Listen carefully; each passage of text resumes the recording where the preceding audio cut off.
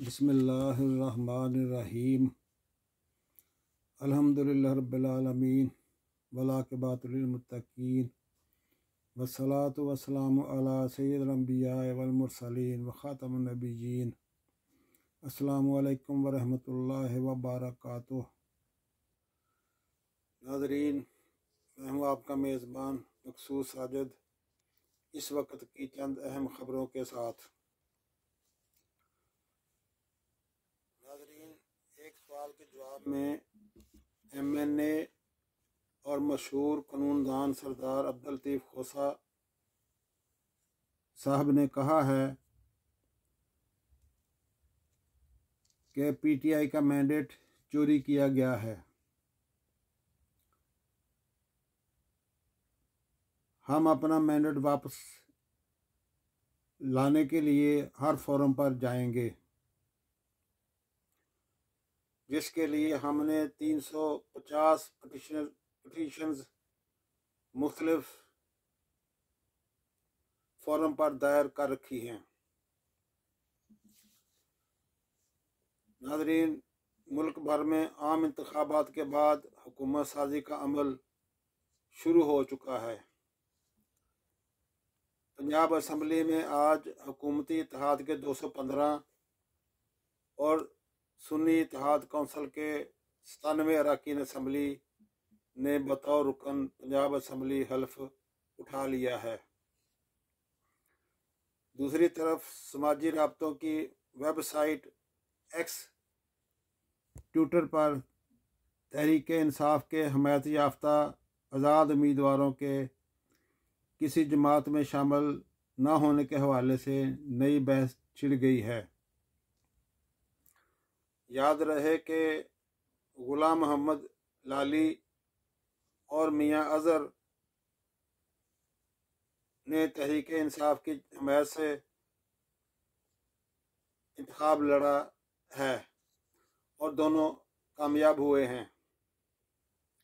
ये MNA मुंतखब हुए हैं दोनों साहबान, जिनकी जीत का नोटिफिकेशन इलेक्शन कमीशन ने 13 फरवरी को जारी किया था। इलेक्शन कमीशन के मुताबिक इन दोनों अरकान ने 16 फरवरी तक किसी भी सियासी जमात में शमूलियत इख्तियार करना थी, लेकिन इनकी शमूलियत का बयान अल्फी 19 फरवरी को जमा करवाया गया है, लेकिन तब तक वक्त गुजर चुका था। इसलिए अब इन दोनों अरकान को आज़ाद हैसियत में ही असम्बली में हल्फ उठाना पड़ेगा और बैठना होगा। और अब ये मामला अदालत में ही जाएगा। तहरीक इंसाफ के रहनुमा का कहना है कि सख्त तरीन हालात के बावजूद हम दोनों अवानों के 211 अरकान में से कौमी असम्बली का सिर्फ एक और पंजाब असम्बली के 6 अरकान को मुस्लिम लीग नून तोड़ सकी है।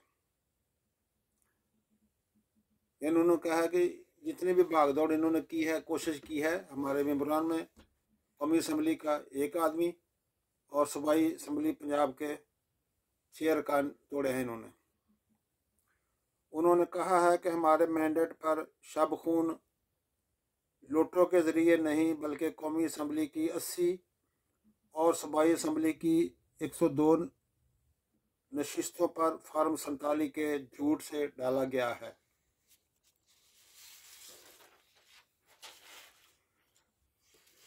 एक निजी टीवी को दिए गए इंटरव्यू में सुन्नी इत्तेहाद कौंसिल के MNA और मशहूर कानूनदान शेर अफजल मरवत ने कहा है कि हम सियासी तारीख का सबसे अहम मुकदमा सुप्रीम कोर्ट में लेकर गए हैं। बेहतर होगा कि सुप्रीम कोर्ट के तमाम जजेस पर मुश्तमिल अदालत इस केस को सुने। उन्होंने कहा है कि अगर आज रोज़ इलेक्शन में धांधली कर सकते हैं तो आइंदा कोई भी पार्टी अवाम के पास परफॉर्मेंस की बुनियाद पर नहीं जाएगी, बल्कि आरोज ही मजाज होंगे। और यूं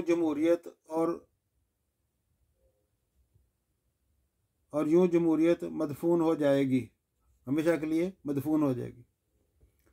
ये शेर अफजल मरवत साहब का कहना है जी, कि जैसे माफ़ करना जी, कि जैसे हमारे रिज़ल्ट तब्दील किए गए हैं फार्म 47 में आर्ज के लेवल पर, और फार्म 45 को मद्देनज़र नहीं रखा गया, तो इस पे सुप्रीम कोर्ट को इनिशिएटिव लेना चाहिए, क्योंकि अगर यही रवायत कायम हो गई तो आइंदा कोई जमात भी अब अवाम में वोट मांगने के लिए नहीं जाएगी। इसी तरह से जैसे ये मिसाल सेट हुई है या हो जाएगी, तो इस लिहाज से लोग जो हैं फिर आरओज को ही मैनेज कर लिए करेंगे और इलेक्शन जो है ना वो करा लिया करेंगे। तो इस तरह से जमहूरियत जो है उस वक्त पर हमेशा हमेशा के लिए दफन हो जाएगी। एक निजी टीवी को दिए गए इंटरव्यू में पीटीआई के तर्जुमान ने कहा है कि इमरान खान ने सिर्फ इतना ही कहा है कि इन लोगों के पास अवामी मैंडेट नहीं है। आईएमएफ जो कर्ज देगा वो अवाम पर खर्च नहीं होगा। उन्होंने मजीद कहा, जब पीटीआई असम्बलियों का हिस्सा भी ना थी तब भी आईएमएफ के बोर्ड ऑफ डायरेक्टर्स ने इमरान खान से ज़मान पार्क में मुलाकात की थी और उनकी कंसल्ट ली थी। यानी जो फर्स्ट इंस्टॉलमेंट इशू की गई थी उसके बारे में उन्होंने बताया तर्जुमान ने, जब खान साहब असम्बलियों में नहीं भी थे, ईवान में नहीं भी थे मौजूद, तब भी जो बोर्ड ऑफ डायरेक्टर्स है इनका आईएमएफ का, वो ज़मान पार्क खान साहब से मिलने गया था और उन्होंने खान साहब की इस बारे में कंसल्ट राय ली थी कि उन्हें आईएमएफ पर कोई ऑब्जेक्शन तो नहीं है। फिर 2 नवंबर का उन्होंने हवाला दिया है कि फिर 2 नवंबर को जब खान साहब जेल में थे तब आईएमएफ ने पीटीआई से रब्ता करके आईएमएफ के जारी प्रोग्राम का रिव्यू मुकम्मल होने के बावजूद पीटीआई के साथ बातचीत करके अगली किस्त जारी की थी। तो सेकंड इंस्टॉलमेंट पे भी उन्होंने यही कहा है।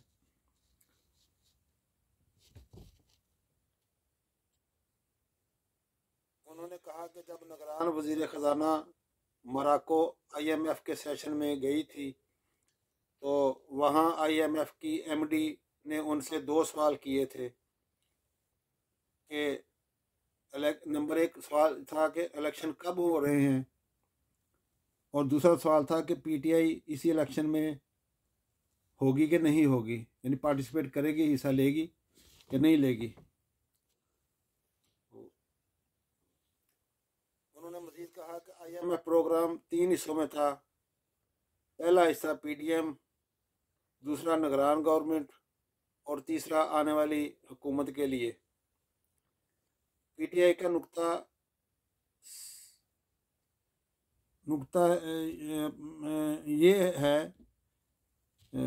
पीटीआई का नुक्ता बस ये है कि अब जो हुकूमत आई है इसको अवामी हमायत हासिल है कि नहीं है। आईएमएफ इस हवाले से तहकीकात करवाए। उन्होंने कहा है कि पीटीआई को हर जुल्म के बावजूद पीडीएम के किए गए आईएमएफ प्रोग्राम को भी मुकम्मल तौर पर सपोर्ट करती रही है।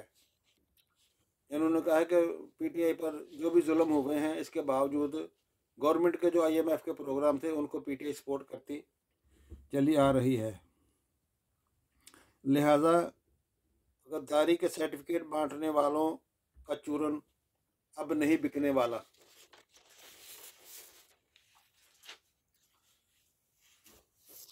सुन्नी इत्तेहाद कौंसिल के अरकान ने पंजाब असम्बली में आज हल्फ उठा लिया है उन्होंने मखसूस नशिस्तें मिलने से कबल ही अजलास बुलाने और सुन्नी इत्तेहाद कौंसिल के नामजद वज़ीर आला के उम्मीदवार मियाँ असलम इकबाल के हल्फ ना लेने पर सख्त एहतजाज किया है। याद रहे कि सुन्नी इत्तेहाद कौंसिल की मखसूस और अक़लियती नशिस्तों का फ़ैसला अभी तक इलेक्शन कमीशन ने नहीं किया है। PTI के सीनियर बैरिस्टर अली ज़फ़र ने एक इंटरव्यू में कहा है कि आइन में वाज़ेह तौर पर लिखा है कि आपको इतनी मखसूस नशिस्तें मिलेंगी जितने आपकी पार्टी के अरकान हैं, यानी पार्टी के मेंबरान या अरकान के तनासब से सीटें मिलेंगी। उन्होंने मज़ीद कहा है कि आइन में ये तो कहीं नहीं लिखा कि आपने लिस्ट दी है या नहीं दी। PTI के सदर हलीम आदल शेख ने PTI सिंध के सदर हलीम आदल शेख ने अपने एक वीडियो पैगाम में कहा है कि अवामी मैंडेट पर डाका नामंजूर। मुश्तरका अपोजिशन की काल पर सिंध असम्बली के सामने एहतजाज की हिकमत अमली बना ली गई है। जॉइंट अपोजिशन जिसमें PTI, GDA और जमात इस्लामी व दीगर सियासी जमातें भी शामिल हैं का इजलास आज हुआ, जिसमें फ़ैसला किया गया है कल सुबह 11 बजे सिंध असम्बली के सामने पुरअमन एहतजाज रिकॉर्ड करवाया जाएगा। 8 फरवरी के इलेक्शन में पाकिस्तान पीपल्स पार्टी और MQM ने हमारे मैंडेट पर डाका डाला है। जीते हमारे उम्मीदवार हैं, लेकिन फार्म 47 में पाकिस्तान पीपल्स पार्टी और MQM के उम्मीदवारों को जितवाया गया है।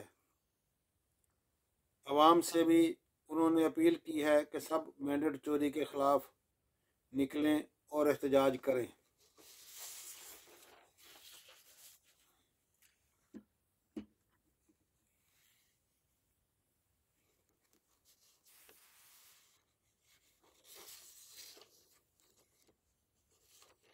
मुबैना तौर पर पता चला है कि MQM ने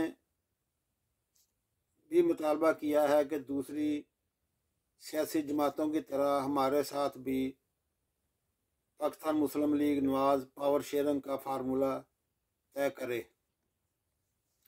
हुकूमत साजी के अमल में पाकिस्तान पीपल्स पार्टी का PMLN के साथ पावर शेयरिंग का मामला तय होने के बाद MQM ने भी अपने मुतालबात PMLN के सामने रख दिए हैं। ज़राए के मुताबिक मॉडल टाउन लाहौर में MQM के वफद ने मियाँ शहबाज शरीफ से मुलाकात की है।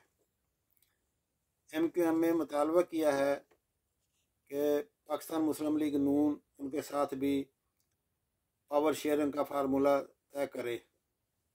नामजद वज़ीर आज़म मियाँ शहबाज शरीफ ने मुलाकात करने वाले MQM के वफद में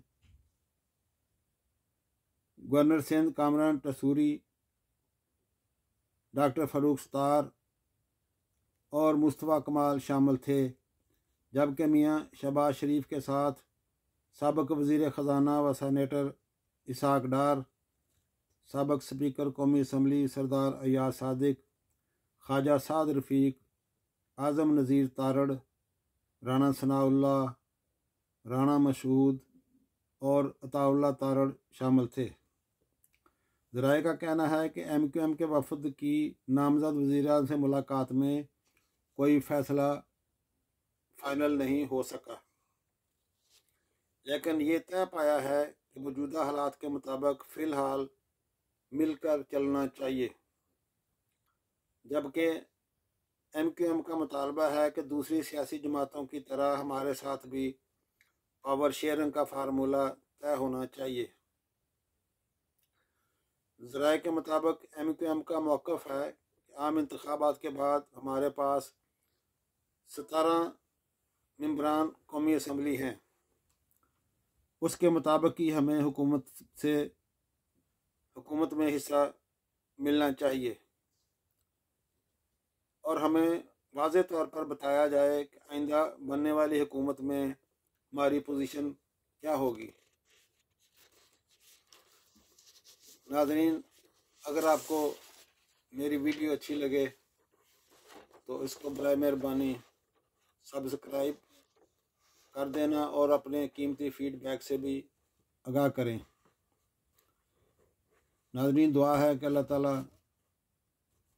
हम सब पर और हमारे वतन अज़ीज़ पर मज़ीद आसानियाँ फरमाए, अपनी रहमतें फरमाए। इसी के साथ इजाज़त चाहूँगा। अल्लाह हाफ़िज़। पाकिस्तान जिंदाबाद, पाक फ़ौज जिंदाबाद।